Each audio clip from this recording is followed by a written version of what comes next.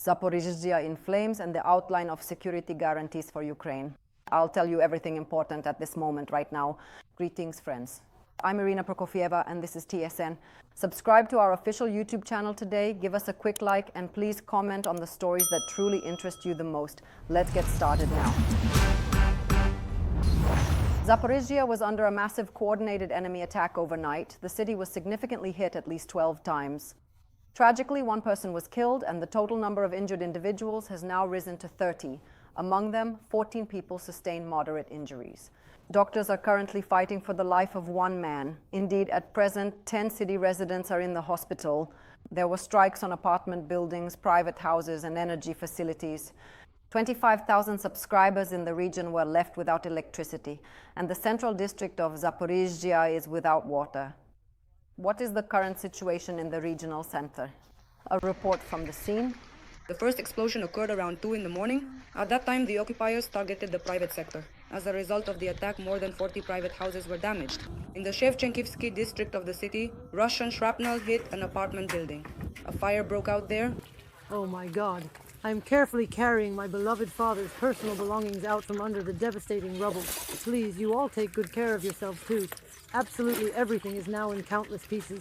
That is truly the unfortunate reality. Watch where you are. The ballots are on strike. Friction. Well, it doesn't seem to be particularly serious. But there were people burning in there. The fetus. As a result of the strike, apartments tragically caught fire. Consequently, one person sadly died. The rest of the residents were evacuated from under the rubble on the 5th floor. They carried out one body from our entrance, and they carried out a daughter and her grandmother from the 5th floor. Timur and his mother managed to hide in the bathroom. They saved themselves. They didn't forget about their pets either.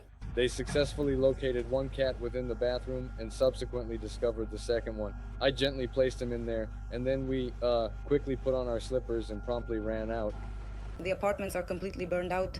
This is what was left after that terrible night. Mr. Anatoly says that when they learned about the tragedy, they came here immediately. The man's mother-in-law lives in the building, and she miraculously survived the attack. Now they plan to take the elderly woman away, because it's simply impossible to live here. Because there's practically nothing at all left of the entire apartment. Just empty walls, thick smoke, and the presence of firefighters. I don't know how this is even possible. Before this, we had just installed new windows literally a month ago, and now it all started again. The Russians destroyed this building. Another 13 apartment buildings were damaged. While the city residents are still recovering from the terrible night, work continues at the sites to eliminate the consequences of the shelling. People who have been left homeless will be temporarily accommodated in shelters by the city authorities. After that, they will receive financial assistance for renting housing. Daria Nazarova, Zaporizhzhia, TSN 1+1. The Air Force successfully shot down 6 out of 8 ballistic missiles that Russia launched at Ukraine last night. Out of 37 cruise missiles, 32 were effectively neutralized.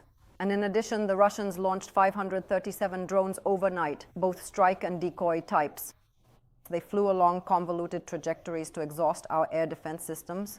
But in the end, 510 of them did not reach their targets. They were shot down, neutralized by electronic warfare, or crashed in uninhabited areas thanks to the effective work of our air defense forces.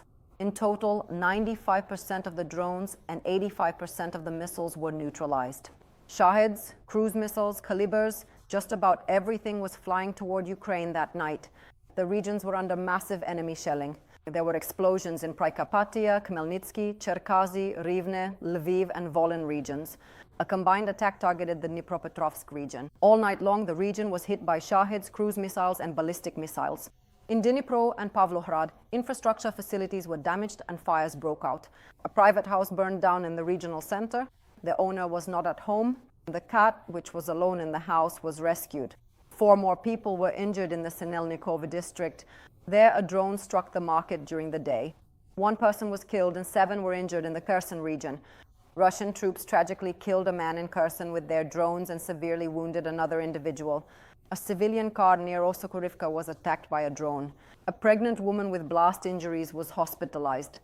The driver will receive outpatient treatment. In the Sumy region, shelling caused a large-scale fire. A local resident was injured. The Russians once again struck residential buildings in the Znobnovorodsk community. 1 person was killed and 6 were injured, including a 13-year-old girl. The war criminals also attacked the Donetsk region. Thus, 3 guided aerial bombs were dropped on Kostiantynivka, and the city was shelled with a multiple launch rocket system. FPV drones also attacked Druzhkivka and Zaporizhzhia. 25 people were killed as a result of the Russian attack on the capital on Thursday night. Among them were 4 children. More than 50 people were injured. People are bringing flowers to the destroyed building in Darnitsia. At this spot, the enemy killed 24 people. There is a huge hole where the entrance used to be, and next to the wall you can see the belongings of people who were just recently sleeping in these apartments. At night, police and medics stayed on duty near the ruins, and during the day, the residents of the building were allowed to go inside and retrieve whatever had survived. Jessie the dog also refuses to leave the house. A video of her went viral on all social networks, showing her searching through the ashes for her owner, who died during the attack. Currently, the friends of her owner are looking for a new home for the Ukrainian Hachiko. Yesterday evening, Volodymyr Zelensky visited the site of the tragedy. Together with the Minister of Internal Affairs and the head of the Kyiv military administration, he laid flowers in memory of those who died and also spoke with the victims about where and what kind of assistance from the state the residents of the building can find. Is this your home? I'm just asking. No, this is not our home, but our children were here. What about your children? They're over to the right now. I've been left with absolutely nothing. For 20 long years, we fully understand that. But as for precisely where you will reside, as far as I personally understand, it's truly a pity that the city officials are not present here at this moment, but I promise you we will definitely resolve this critical issue. Just as the shovel moves quickly, so will we act swiftly. For now, there is temporary housing readily available, and you will definitely be provided with it. Very soon, you will be given a firm promise so that you can have comfortable apartments, so you can rent a suitable place, and then eventually have your very own permanent and stable home. Immediately cease all shelling of civilian infrastructure and residential areas in the Ukrainian cities. The United States of America once again warns Russia about the consequences if the Kremlin does not stop attacking Ukraine's civilian population. This warning comes from John Kelly, the acting deputy U.S. representative to the United Nations. At Ukraine's urgent request, the United Nations Security Council convened for an emergency meeting last night. There, Ukraine's Prime Minister Yulia Sviridenko spoke and showed compelling photographs of Ukrainians tragically killed in the latest large-scale attack on the capital city. A total of 25 bodies were discovered under the rubble, and 4 of them were innocent children. The photographs from the sites that were hit by Russian missiles left everyone deeply moved except for the representatives of the Russian Federation, who simply sat and looked at something on their phones.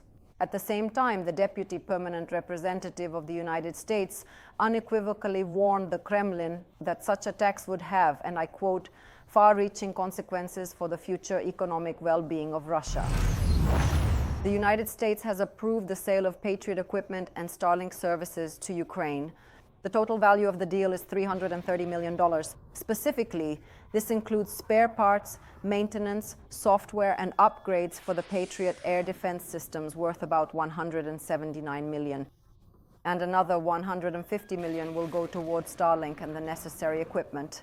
They will provide additional crucial air defense assets and have announced a new significant meeting of the coalition of willing countries. The prominent leaders of Germany and France, following their recent meeting in Toulon, agreed on additional substantial assistance for Ukraine. Macron and Merz did not specify which air defense systems are being discussed. The politicians also reported that Ukraine's allies will soon gather at the leaders' level to summarize the progress made on security guarantees after a ceasefire. According to Macron, the coalition of the Resolute will primarily focus on strengthening Ukraine's defense forces and will also consider the possible deployment of their troops to our country. The president of France stated that if a meeting between the leaders of Ukraine and Russia does not take place in the near future, it will once again demonstrate that Putin has deceived President Trump. And accordingly, it will be necessary to put more pressure on the Kremlin and introduce additional sanctions. The politician drew attention to the recent shelling of Kyiv, emphasizing that Putin has a habit of saying one thing at international negotiations and then acting differently.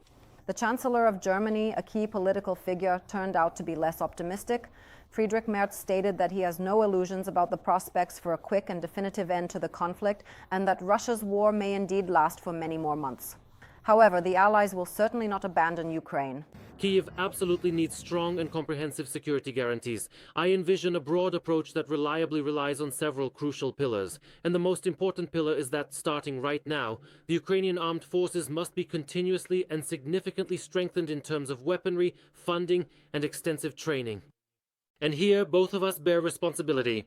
And I have already noticed this week that President Putin clearly does not wish to meet with President Zelensky. He is setting preconditions that are frankly unacceptable. This sounded completely and utterly different in the phone conversation he had with President Donald Trump just last week. I'm not at all surprised by this, because this particular situation is clearly part of the overall strategy of this Russian president to act in precisely this manner.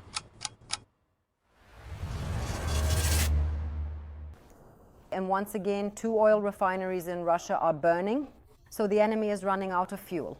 This is the work of the Unmanned Systems Forces and the Special Operations Forces of the Armed Forces of Ukraine. The General Staff reported that last night the Krasnodar oil refinery was hit. This plant produces 3 million tons of petroleum products per year. Gasoline, diesel, aviation fuel, all of this supplies the Russian armed forces. Numerous explosions and a fire were recorded at this facility, and the Syzran oil refinery in the Samara region was hit again. Its capacity is over 8 million tons of fuel per year. This refinery is also on fire. With such strikes, the defense forces not only undermine the enemy's offensive potential, but also weaken the economy of the aggressor country. Ukraine's defense forces have successfully pushed the enemy back in 2 key settlements in the Kupiansk and Pokrovsk directions. This is according to analysts from Deep State. According to their data, this concerns the villages of Mirov and Novoselivka. However, at the same time, the Russians have advanced in 2 other villages in the Donetsk region. And now, Deep State reports they have scaled up the practice of using special anti-thermal imaging cloaks. Using these cloaks at night, they infiltrate through the tree lines past the front line into the rear of the defense forces' positions.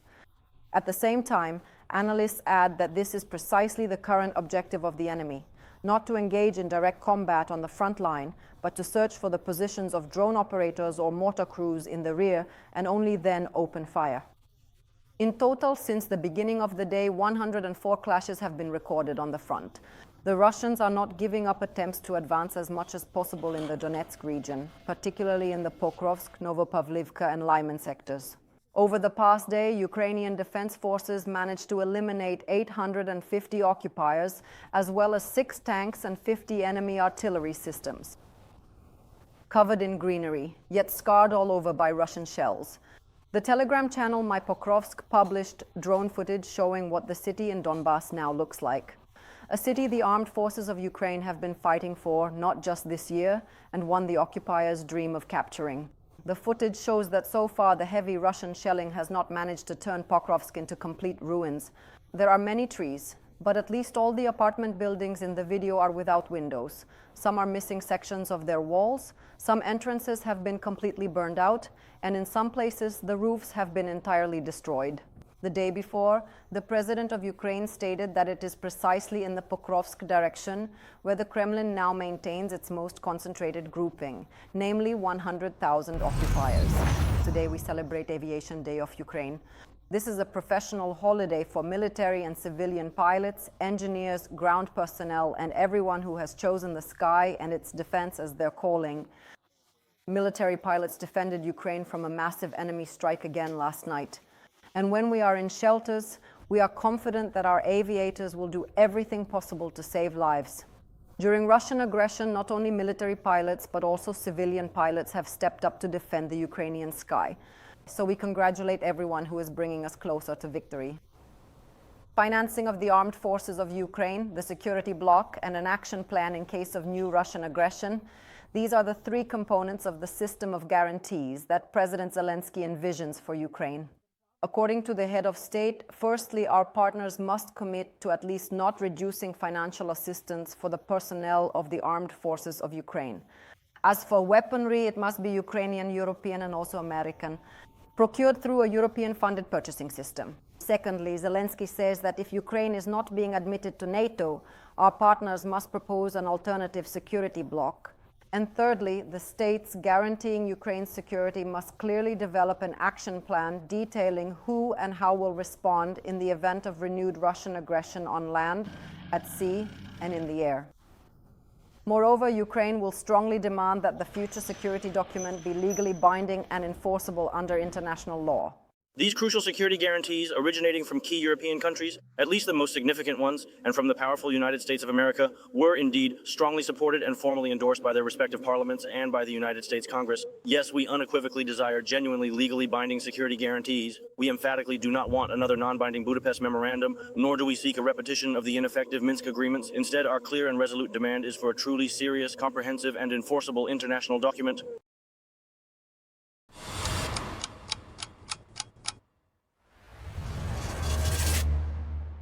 He miraculously fell from the 19th floor and incredibly survived.